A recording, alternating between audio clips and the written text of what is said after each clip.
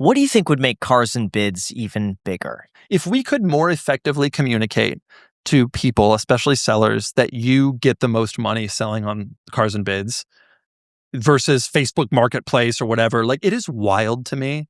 And I know how wild it is because I've had a bunch of my friends do it. They'll find a car that is poorly represented on Facebook Marketplace. Dude just wants a quick sale, his thumbs over the license plate. Yeah.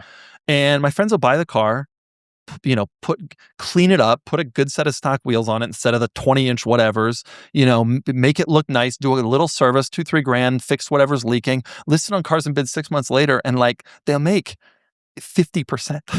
And it's like, seller, if you had just put $3 grand into this car, you could have had another 30 grand in upside or 20 grand in upside. And this is like a side business that a lot of my friends are doing now because they're close to the auction world and because of me, and we talk about it at our dinner or whatever. And they see how much like delta there is in what some people are stupid and just want a thing gone and how much it could go for.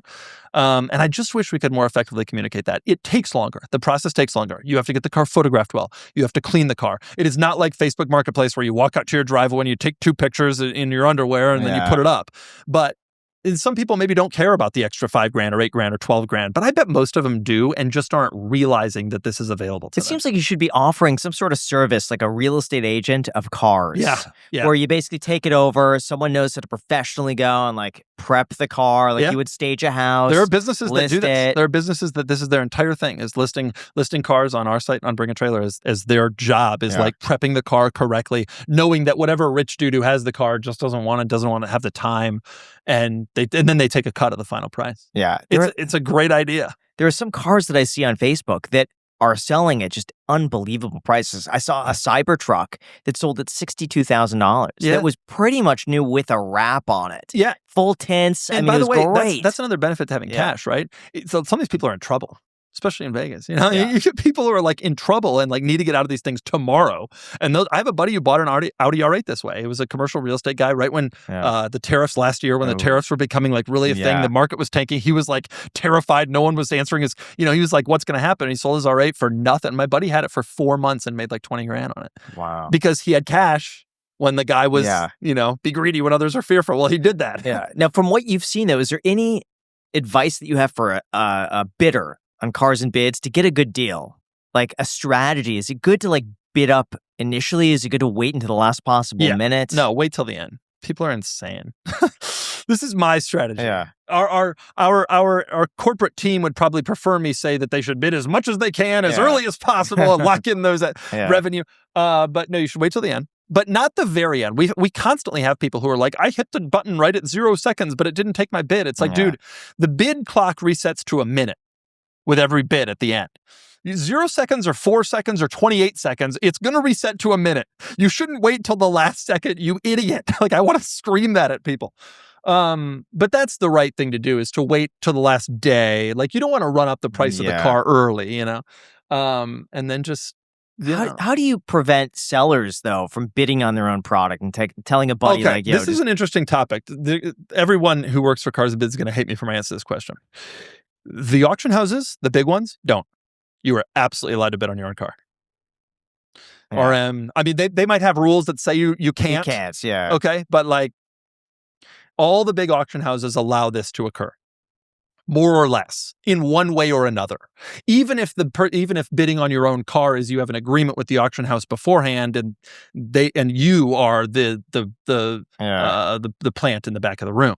Now, in some cases, they still require you to pay a fee, so the auction house still makes money. I don't entirely see something wrong with that. If you're so stupid that you want to bid your own car up to winning it and then pay the fee, like, you're insane, but like, you did that. Some people want to find out what their cars are worth, and that's a relatively cheap way to do it, right? We do not allow it. And so you can't completely prevent it. How would the auction company stop me from having you bid on my car? You have a different address, different credit card number. You're literally a different person than me. How could you stop that? But we do our best. If we see that it's flagrant, we ban the person. They're gone. If they're trying to use the same credit card, it's not even possible, etc. But there's definitely an argument in some of this world that it's like a thing that should be allowed. Our executives are really fastidious about trying to eliminate it from happening.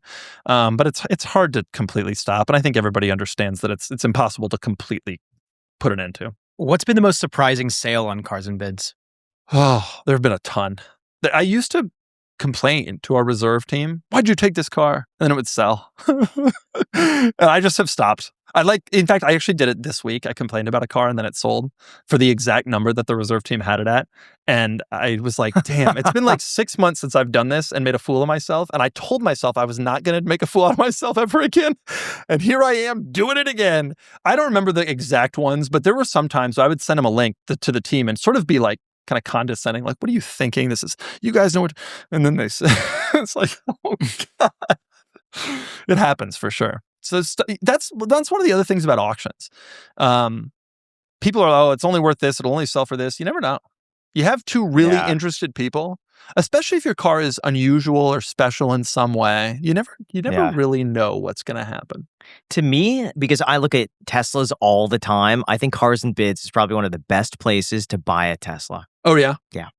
Oh, yeah. The Model Ys. There were a few of them there where I'm looking back thinking, I should have bid on that. Yeah. That was such a great deal. I want that. Yeah. And as a result of that, I think we've had fewer Teslas. I think there was a time where it was like, there were like 20 Teslas a week on the site. It was crazy. And they've definitely slowed down. I think you should take more Teslas.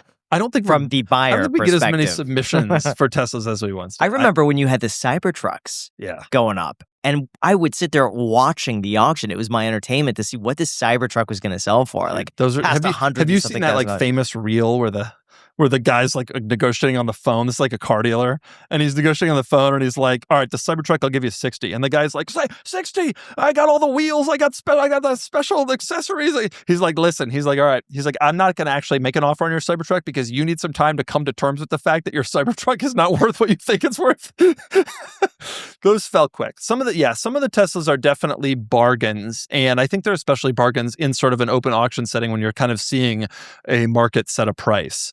And dealers, I think in some situations try to take advantage of maybe people who don't quite know as much about what the real price discovery on some of those cars, which is very public and open in the auction format. Yeah. Now, one of the biggest traps with healthy snacks is just how misleading they are. A lot of protein bars, I've noticed, still spike your blood sugar, contain hidden sugars, or contain ingredients you can't even pronounce. And then you're hungry again an hour later. That's why we love the sponsor of this clip, War on Sugar. They make a bar that actually keeps your blood sugar stable, tastes great, and contains ingredients that you recognize. War on Sugar bars are amazing. They're designed specifically to avoid insulin spikes, and their sweetness comes from monk fruit, which is exactly how they stay sweet without getting that blood sugar response. Plus, they use healthy fats and natural fiber to slow digestion and keep energy steady. And the result is amazing. It's no spike, no crash, and no craving afterwards, just clean, sustained energy that actually lasts. And the ingredients list is refreshingly simple. No sugar alcohols, no preservatives, no natural flavors. Everything comes from real nuts, real fruits, and real cocoa. So whether you're watching your blood sugar, eating low carb or keto, traveling or training, or you just need a grab-and-go bar that actually fills you up, War on Sugar is that bar. They've got great flavors like lemon blueberry, peanut butter pistachio, and chocolate peanut butter crunch. Seriously, guys, I highly recommend it. Just go to waronsugar.com and use code ICED10 for 10% off your first box. Once again, that is waronsugar.com. ICED10 is the code for 10% off your first box. I have a problem. When I eat, I spike and I crash and I cannot focus. I do not suffer that with War on Sugar bars, so I highly recommend it. Thank you so much to War on Sugar for sponsoring this clip.